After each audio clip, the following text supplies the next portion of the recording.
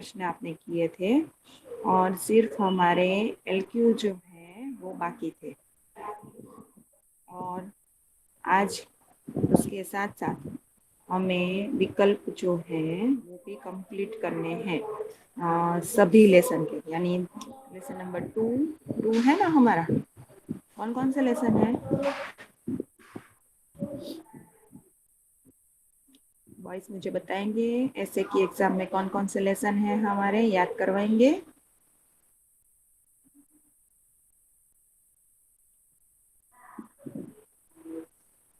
मैं पूछ रही हूँ कुछ बॉयज आप लोग हैं या सिर्फ मैं अकेले बोले जा रही हूँ? सिर्फ ज्वाइन है आप लोग? मिस मेरे में आपकी आवाज ही नहीं आ रही है। मेरी बे आवाज नहीं आ रही पर छो आपको सात पता आठ। है। एक मिनट, एक मिनट। पर मेरी आवाज नहीं आ रही पर आपको ये पता है कि मैं कुछ कह रही हूँ, है ना? कि कोई कुछ बोलता नहीं वो पता है आपको। अनास, सुबह सुबह कुछ भी। हाँ अनास,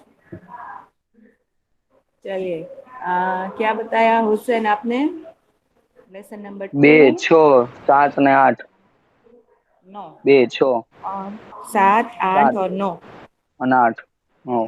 हाँ 9, ये लेसन नंबर 9 हमने कंप्लीट किया, इसलिए 9 नंबर का लेसन भी रहेगा। ओके। जो आपको टाइम टेबल मिला है उसमें वो दोबारा आएगा, तब उसमें सुधार हो जाएगा। ठीक है, क्लियर हो जाएगा। उसमें 9 नंबर का लेसन इंक्लूड नहीं हुआ था, पर मैं आपको बता दूं 9 नंबर का लेसन है, हमने किया ममता। ओके, चलिए हुसैन, कौन पढ़ेगा? हुसैन से ही शुरुआत करते हैं, चलिए। मिस मैं पढ़ूं?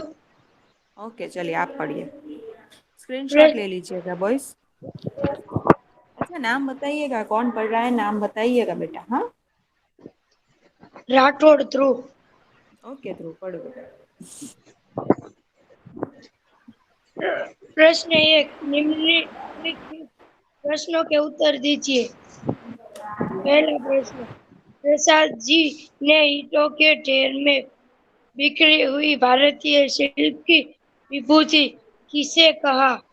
उत्तर, काशी के उत्तर में धर्मचक्र विहार था, उसे मौर्य और गुप्त सम्राटों ने बनवाया था। वह उनकी कीर्ति का प्रतीक था, लेकिन वह खंडहर हो चुका था। उस भवन के शिखर खंडित हो चुके थे और अब वहाँ घास और झाड़ियाँ उग आई थी। फिर भी उन टूटी हुई दीवारों और ईंटों में भारतीय शिल्प कला की भव्य झलक देखी जा सकती थी। इसी प्रसाद जी ने ईंटों के ढेर में बिखरी हुई भारतीय शिल्प की विभूति कहा है। ओके, वेरी गुड ध्रुव। आप लोग अभी स्क्रीनशॉट ले लीजिए बॉयज। मैं इसकी पीडीएफ भी भेज दूंगी आपको, ठीक है? पर आप स्क्रीनशॉट तो ले ही लीजिए, क्योंकि ये बहुत बड़ी प्रेजेंटेशन है, इसलिए शायद पीडीएफ ना हो, तो आपके पास स्क्रीनशॉट हो तो अच्छा रहेगा। ओके, इसीलिए मैंने कहा कि ले लीजिए। मैं ट्राई करूंगी पूरी। ओके, चलिए। तो ईंटों के ढेर में बिखरी हुई भारतीय संस्कृति की विभूति किसे कहा है प्रसाद जी ने? तो ये उस जगह की बात है, धर्मचक्र विहार, जहाँ ममता जाके छिप गई थी ना, और जहाँ वह रही, जब तक जिंदा रही तब तक वहां ही रही, फिर उस जगह की बात है। तो उस जगह का परिचय दिया है हमें लेखक ने, प्रसाद जी ने, कि काशी के उत्तर में धर्मचक्र विहार था और वह मौर्य और गुप्त सम्राटों ने बनवाया था। उस जगह को मौर्य और गुप्त सम्राटों ने बनवाया था। वह उनकी कीर्ति का प्रतीक था। जिस जगह को उन्होंने बनाया ना, वो उनकी कीर्ति का प्रतीक था, यानी उनकी जो कामयाबी थी उसका प्रतीक था वो। लेकिन अब वह खंडर हो चुका था। उस भवन के शिखर खंडित हो चुके थे और अब वहां घास और झाड़ियां उग आई थी। फिर भी उन टूटी हुई दीवारों और ईंटों में भारतीय शिल्पकला की भव्य झलक देखी जा सकती है। वहाँ मतलब अब वहाँ खंडर थे, कोई रहता नहीं था, टूट फूट चुके थे वो जगह, पर फिर भी वहाँ जो भारतीय शिल्पकला है, दीवारों में आपको आपने देखा है ना, दीवारों में बनाते हैं डिजाइन वगैरह सब, ऐसे मंदिर या ऐसी जगह आपने देखी होगी, है ना, कि पत्थरों पर कोतरणी काम એમ કહીએ ને આપણે ગુજરાતીમાં કોતરણી કામ, તો એ કરેલું હોય ને જે એને शिल्पकला કહેવાય, बराबर। तो हजी और अभी भी वहां पर शिल्पकला की झलक देखी जा सकती थी। इसीलिए प्रसाद जी ने इसे ईंटों के ढेर में बिखरी हुई भारतीय शिल्प की विभूति कहा। क्लियर? हाँ मिस। हाँ मिस। चलो, हसन हुसैन में से अब मैं चाहती हूँ कोई एक पढ़े। काफी दिन हो गए हसन हुसैन, मुझे आपकी आवाज सुननी है, कम से कम आवाज तो सुनूं मैं आपकी। हाँ, बात तो हो आपसे। हाँ मिस। हाँ, वेरी गुड, चलो बेटा। प्रश्न 7 अकबर ने उस्टकोना मंदिर कब और कहाँ बनाया? उत्तर ममता ने थके हारे और भयभीत हुमायूं को रात में अपनी झोपड़ी में आश्रय दिया था।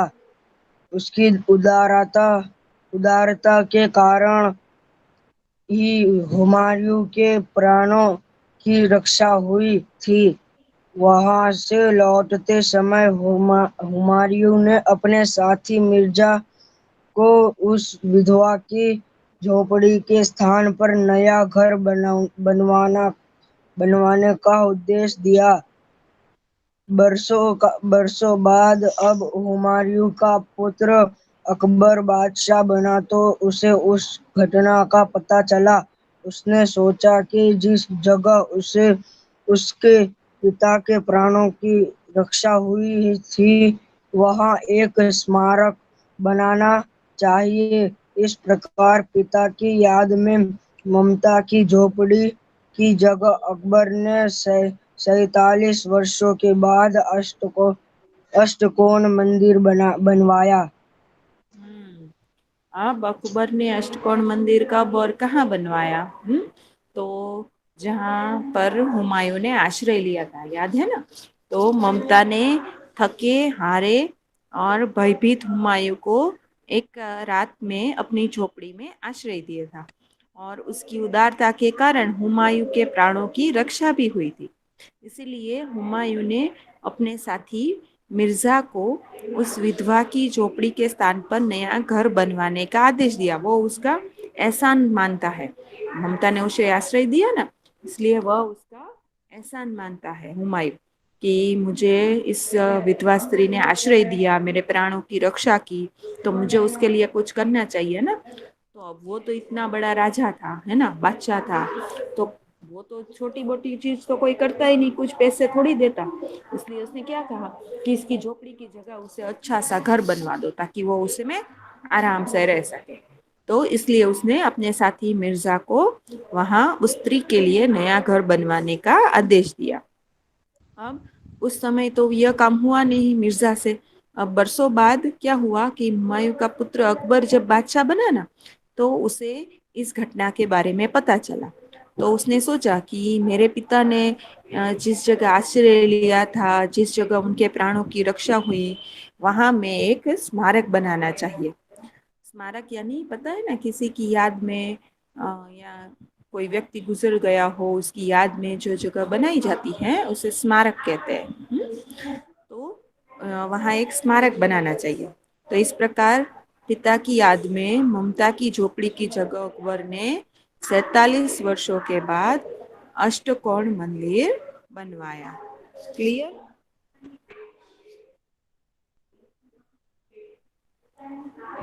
Clear boys? ओके। ओके, हाँ चलिए आगे बढ़ते हैं। आपने स्क्रीनशॉट ले लिया बेटा? हाँ। ओके। हाँ। अली नवाज? हाँ अली नवाज ज्वाइन हुआ? मिस पढ़ो मैं। एक मिनट बेटा, अली नवाज ज्वाइन हुआ?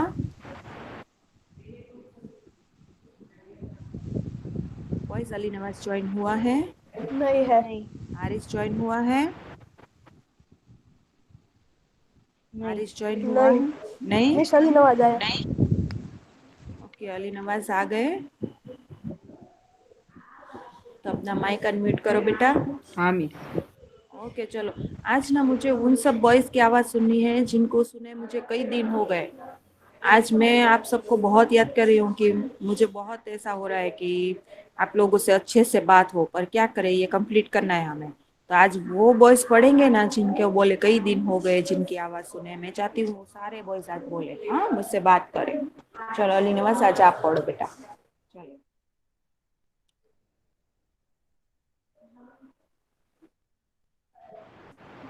ओके, चलो कोई बात हाँ नहीं, मिस, हाँ, मैं पढ़ो वेट पढ़ो। करती हूँ। आप आराम से सेट हो जाओ, फिर पढ़ो। एक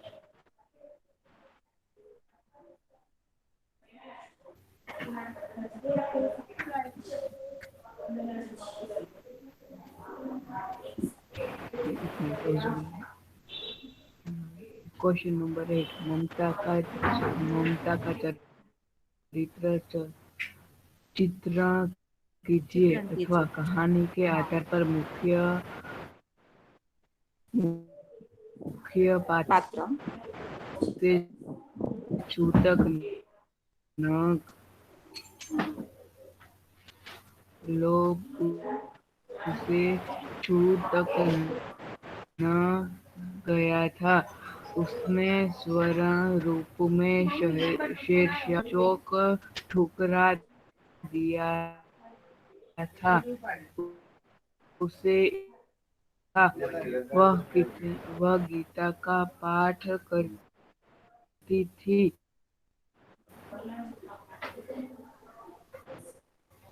अतिथि को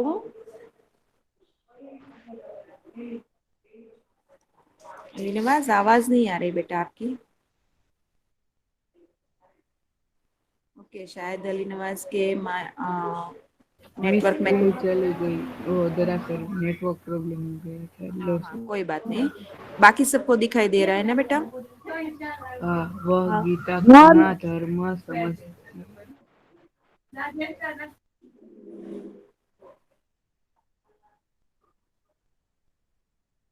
ओके अली नवाज, कोई बात नहीं बेटा, आप थोड़े सेट हो जाओ।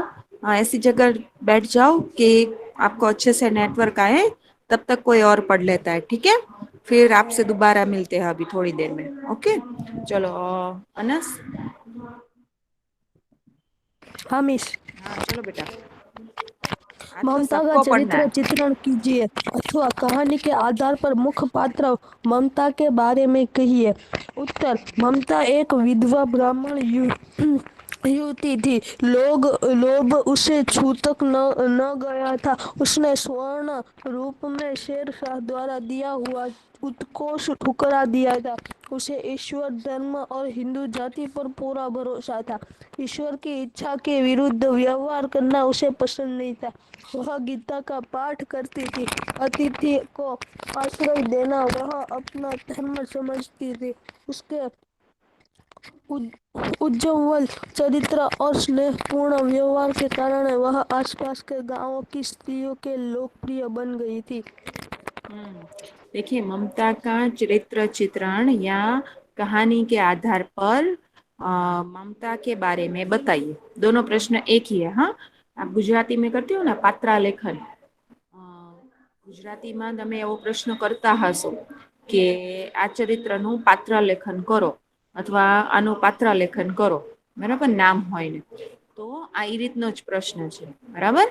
तो बहुत ही जरूरी प्रश्न है ये, इसलिए खास अच्छे से समझ लीजिएगा, क्योंकि ऐसे प्रश्न खास पूछे जाते हैं।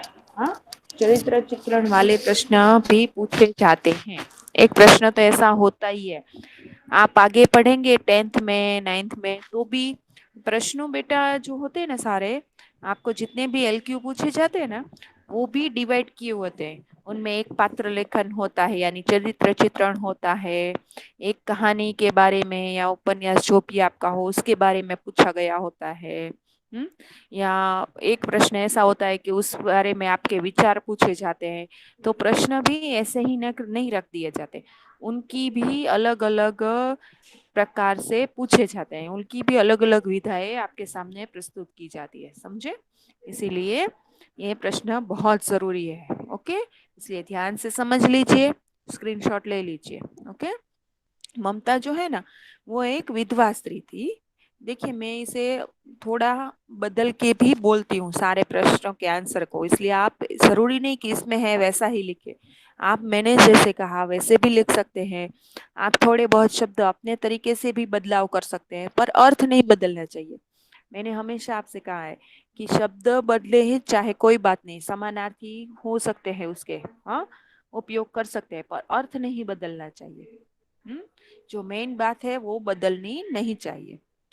तो ममता जो है ना वो एक विधवा स्त्री थी, उसे किसी बात का लोभ नहीं था। उसने शेरशाह द्वारा दिया हुआ उत्कोच जो है ना वो ठुकरा दिया था। उत्कोच की जगह आप रिश्वत लिख सकते हैं, पर हमें पाठ में उत्कोच शब्द दिया है। पर अगर आपको उत्कोच याद नहीं रहता तो कोई बात नहीं, उसकी जगह आप रिश्वत शब्द लिख सकते हैं। ओके, तो उसने शेरशाह द्वारा दिया हुआ रिश्वत, दी हुई रिश्वत जो है उसे ठुकरा दिया था। उसे अपने ईश्वर, अपने धर्म और अपनी हिंदू जाति पर पूरा भरोसा था। वह ईश्वर की इच्छा के विरुद्ध व्यवहार करना पसंद नहीं करती थी।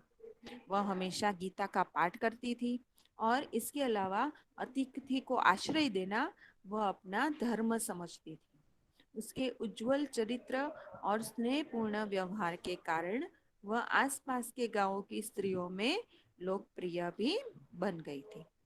क्लियर, समझ में आ गया। यहाँ सारी बातें जो है ना वो ममता के बारे में ही है। देखिए, एक तो कि पहली बात कि ममता विधवा थी, दूसरी बात कि उसे किसी बात का लोभ नहीं था, उसने शेरशाह द्वारा दी गई रिश्वत ठुकरा गई दी गई थी। फिर तीसरी बात कि उसे ईश्वर, धर्म और अपनी हिंदू जाति पर भरोसा था। फिर चौथी बात कि वह ईश्वर की मर्जी के विरुद्ध कोई कार्य करना पसंद नहीं करती थी। पांचवी बात कि वह गीता का पाठ करती थी। छठी बात कि उसे उसने अतिथि को आश्रय देना वह अपना धर्म समझती थी। और सातवीं बात कि वह आसपास के गांव की स्त्रियों में लोकप्रिय भी थी। वह सबको आवाज धीरे आ रही है। હા મિસ, અવાજ ધીમો આવે છે. ओके चलिए, इसका स्क्रीनशॉट ले लिया आपने। हाँ मिस। હા अब आवाज क्लियर, अब आवाज क्लियर है। हाँ मिस। हाँ मिस। હા ओके, चलिए अब कौन पढ़ेंगे। मिस हूँ पढ़ू? मैं नहीं, मैं पढ़ू, चाहती हूँ राठौड़ कि करो। नहीं, एक मिनट, जो लोग नहीं पढ़ते ना वो आज पढ़े ना, मैं ऐसा चाहती हूँ। बाकी आप लोग तो है ही बेटा, आप लोग तो हमेशा पढ़ते हैं, है ना। इसलिए आप नहीं, जो नहीं पढ़ते वो पढ़े आज। मिस वो सामान्य हुसैन है, लेकिन वो माइक चालू ही नहीं करता।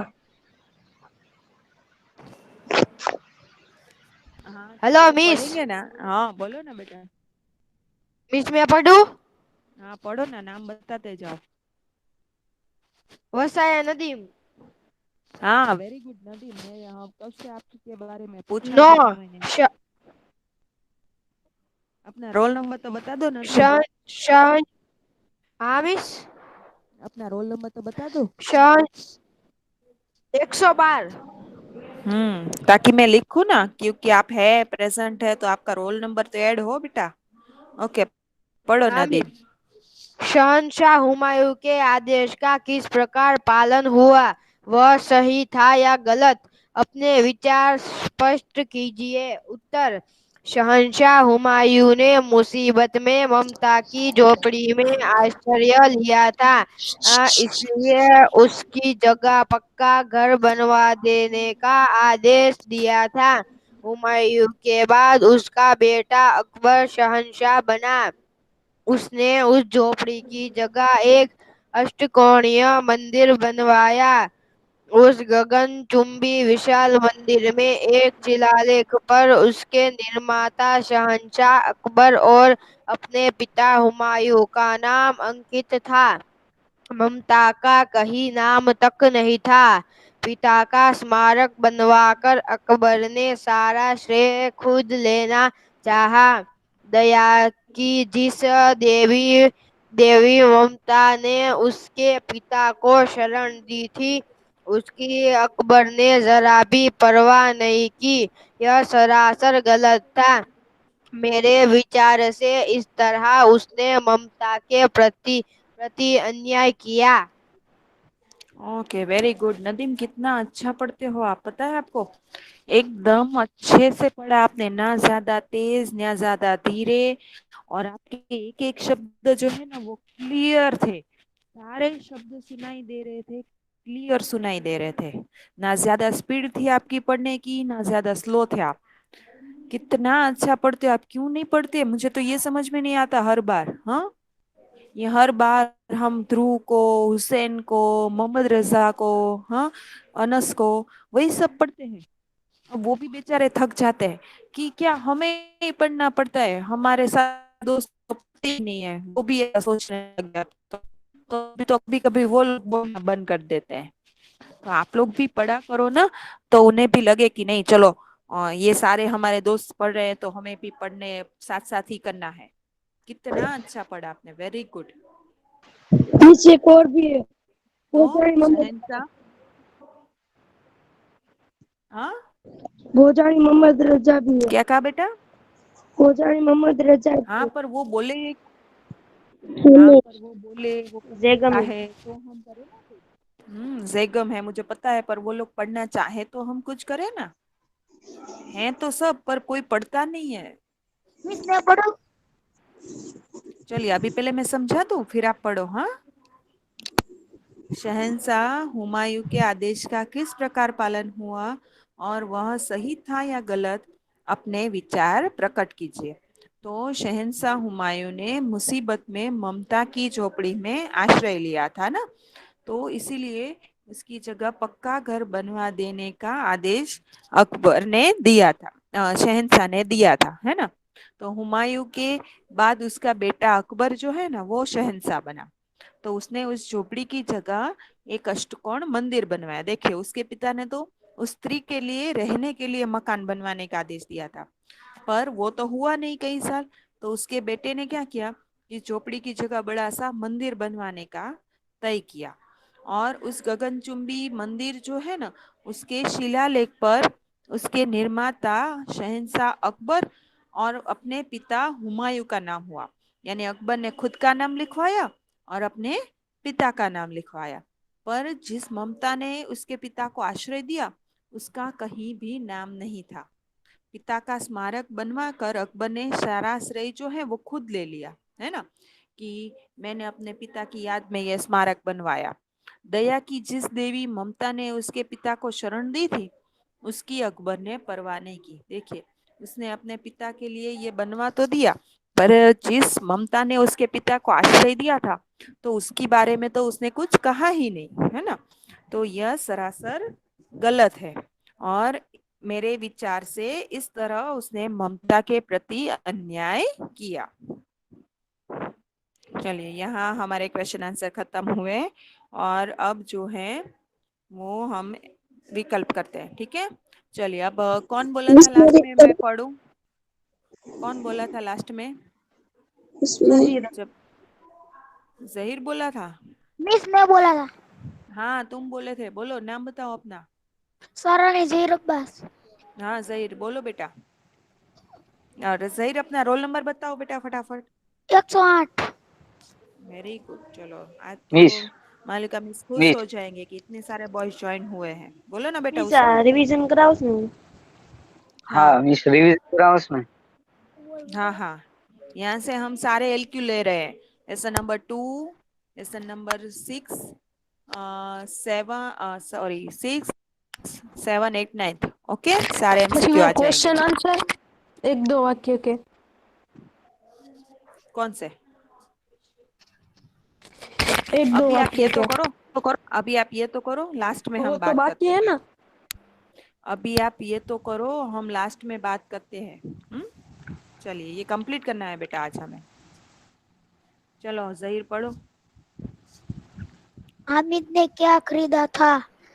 हम्म, एक चिमटा बी वकील सी राजा डी मिठाई हम्म, डी क्या आएगा? मिठाई अरे सही। इसमें ये इतना इसमें कहो हाँ, कोई भी बोल दो। जवाब दो। हाँ चिमटा चिमटा। चिमटा हाँ, चलो टिक कर लेना, स्क्रीनशॉट ले लेना। मिस मैं रीड करूं हाँ बेटा, 1 मिनट। हाँ, रोल नंबर बताते जाओ। आप लास्ट में सब ज्वाइन हुए हैं ना, वो रोल नंबर बताते जाइएगा। 105 मिस में पढ़ू हाँ, 1 मिनट बेटा, नया प्रश्न तो आने दो। चलिए, पढ़ो बेटा। 105 रोल नंबर पढ़ो बेटा, नाम बताना। हाँ, रत्नानी मोहम्मद आदि ओके नूरे को चलो। किससे प्रेम था हम्म,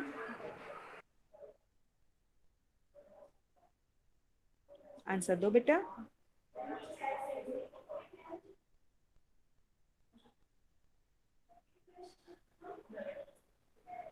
चलिए, कोई बताएगा आंसर इसका? मिस मैं बताऊं हाँ, कोई भी वकील बता दो फटाफट। हाँ, रिश्ती से वकील। वकील, नूरे को वकील वकील आदि से प्रेम था, उसने वकील लिया था, इसीलिए टिक कर रही हूँ। आप स्क्रीनशॉट में टिक कर लो, फिर लो, इसलिए आंसर भी आपके स्क्रीनशॉट में आ जाए। ओके, मैं पीडीएफ भेजूंगी, उसमें आंसर नहीं होंगे। चलिए, मिस मैं पढ़ूं हाँ बेटा मिस पढ़ो पढ़ो ना। 81 पोजानी मोहम्मद रजा हाँ, पढ़ो बेटा।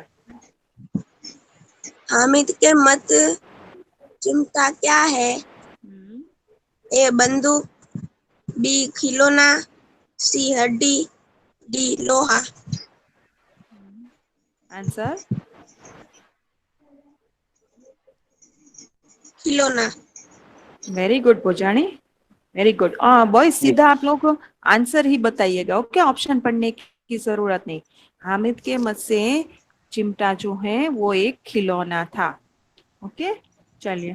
मिस मैं दूसरी। पढ़ू हाँ, पढ़ो बेटा। ईद किसका पवित्र त्योहार है इस्लाम का ईद किसका पवित्र त्योहार है? तो इस्लाम का। मिस अब मैं पढ़ूं हाँ बेटा, पढ़ो। आज तो मुझे किसी को बोलने की जरूरत नहीं, आज सब बड़े एक्टिव है, हर कोई पढ़ना ईदगाह चाहेगा आज से तो। चलो। ईदगाह से लौटकर वक्त किसको बीच में भूख लगी हामिद को नहीं बेटा, महमूद को भूख लगी थी, और इसलिए उसके पिता ने उसे खाने के लिए केले भी दिए थे, तो महमूद को भूख लगी थी। ओके, चलिए। हामिद के पास कितने पैसे थे? 3 हम्म, हामिद के पास 3 पैसे थे।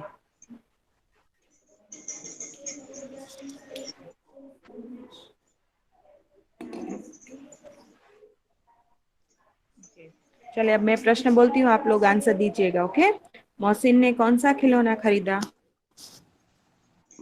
किश्ती किसकी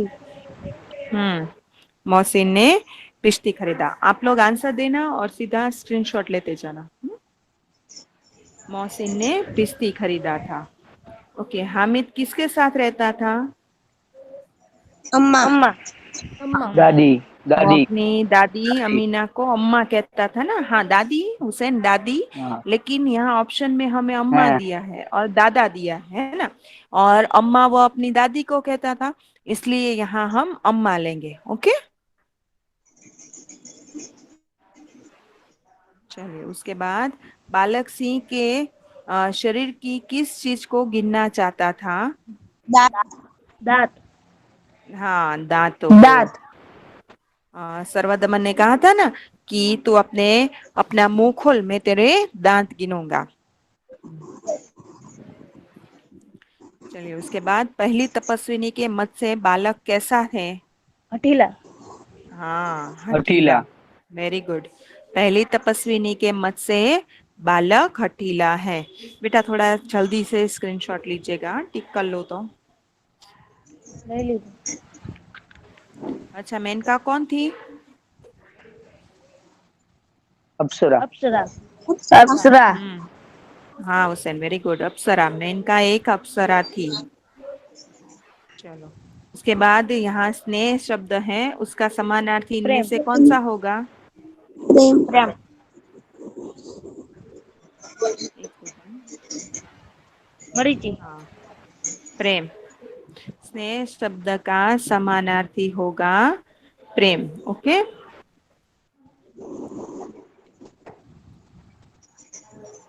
चलिए, महर्षि कश्यप के पिता का नाम? मरीचि। मरीचि। मरीचि। हाँ, मरीचि, गुड। महर्षि कश्यप के पिता का नाम मरीचि था।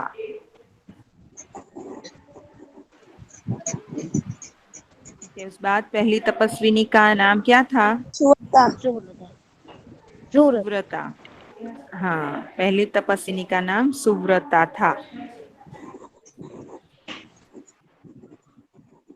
चलिए, सर्वदमन के मुख की दमक किसके समान थी? अग्नि। किसके समान थी बॉयज? अग्नि। अग्नि। सर्वदमन के मुख की दमक अग्नि के समान थी। चलिए, बालक का नाम ऋषि मुनियों ने क्या रखा था? सर्वदमन। सर्वदमन। हाँ, सर्वदमन। बालक का नाम ऋषि मुनियों ने सर्वदमन रखा था। चलिए, राहुल किसको कहानी सुनाने के लिए कहते हैं? माँ को। हाँ, अपनी माँ से कहता है कि कहानी सुनाओ। ये किसके म्यूट अनम्यूट होए इसका माइक म्यूट कीजिए बेटा। इकबाल आपके भीमानी। बैकग्राउंड बैकग्राउंड में से बहुत आवाज आ रही है, म्यूट करो। कौन है वो?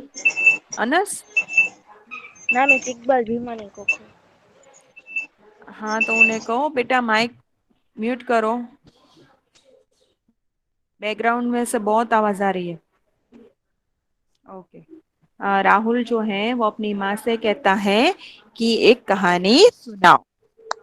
चलिए, उसके बाद कवि मैथिली शरण गुप्त जी को किसकी उपाधि मिली थी?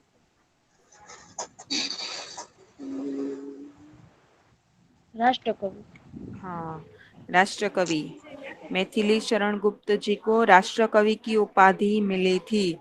ये सारे प्रश्न याद रखिएगा बेटा। इसके अलावा मैंने जो आपको इस लेसन के एमसीक्यू करवाए हैं ना, वो भी आपको करने हैं। हाँ, सिर्फ ये एमसीक्यू नहीं, सारे एमसीक्यू करने हैं। जो उसमें नहीं है प्रश्न वो इसमें कवर किए हैं, इसलिए सारे प्रश्न करने हैं।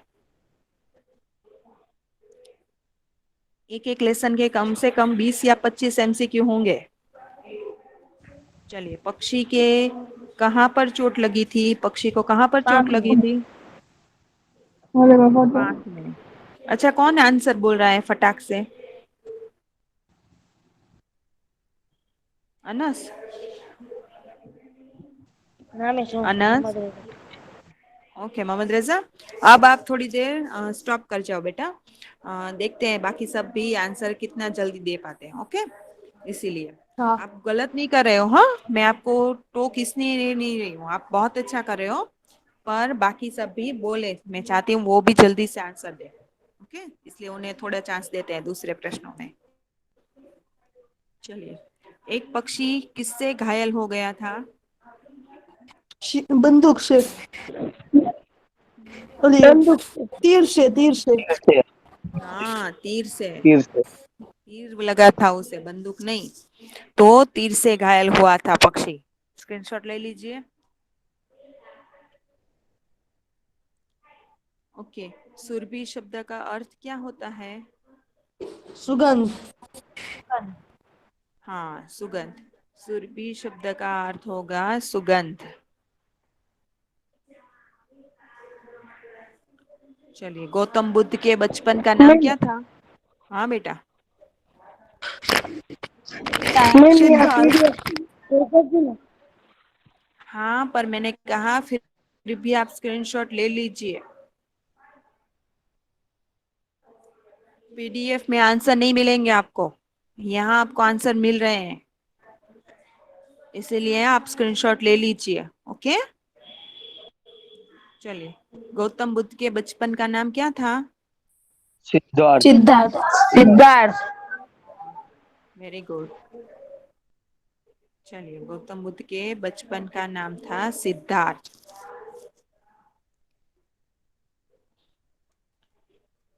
अगर स्क्रीनशॉट रहना रह जाए तो मुझे बीच में तुरंत टोकिएगा, तो मैं वापस रखूंगी। फिर 2-3 प्रश्न के बाद आप कहेंगे ना तो मुश्किल होगा।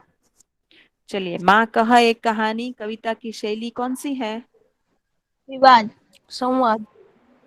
संवाद। विवाद नहीं, संवाद शैली में लिखा गया है। कहानी स्वरूप में लिखी गई है ना, इसलिए इसे संवाद शैली का है। कविता है, पर कविता में जिस प्रकार शब्द होते हैं उस प्रकार नहीं है। ओके। सिद्धार्थ ने किस पक्षी की रक्षा की थी? हंस। हंस। सिद्धार्थ ने हंस की रक्षा की थी।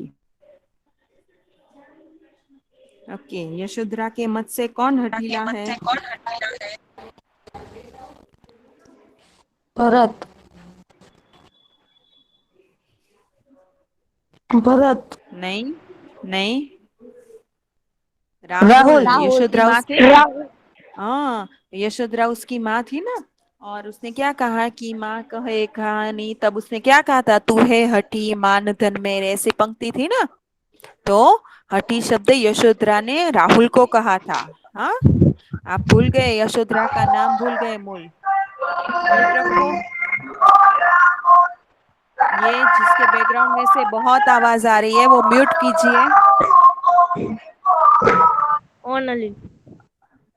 अरे बेटा, आप लोगों को इतना तो समझ में आना चाहिए कि हमारे बैकग्राउंड में बहुत आवाज है, तो हमें माइक म्यूट रखना चाहिए ना बेटा। या फिर ऐसी जगह बैठो, ऐसे कमरे में बैठो जहाँ ये कम से कम 2 घंटे आप आराम से पढ़ सको। तो यशोधरा, उसकी माँ का नाम यशोधरा था, वो मत भूल जाइएगा। पिता का नाम याद रख लिया, राहुल का नाम याद रख लिया, वह उनके गौतम बुद्ध के बचपन का नाम, ये सब याद रख लिया, पर वो माँ जो जिसने कहानी कही उसका नाम तो याद रखिए, यशोधरा। ओके, चलिए। ममता कहाँ छिप गई?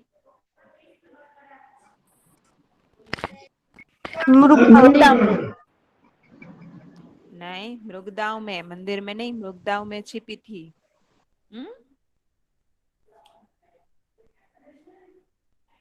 चलिए।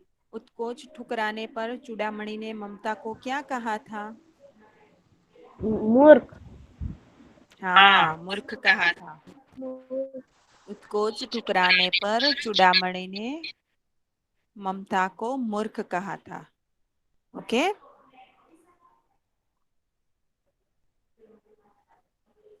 मंत्री चूड़ामणि के साथ चांदी के थाल लेकर कितने सेवक आए थे? 10। 10। ये हमने विकल्प में भी किया था। हाँ, ये प्रश्न हमने भी नहीं बेटा, 10 आए थे। देखो मैंने टिक किया 10। ये प्रश्न हमने विकल्प में भी किया था, अभी लास्ट लेक्चर में ही किया था ये प्रश्न। इसीलिए मैं कहती हूँ कि आंसर वाले स्क्रीनशॉट ले लीजिए आप। अच्छा, ममता से आश्रय मांगने वाला मुगल कौन था? हुमायूं। हुमायूं। हुमायूं।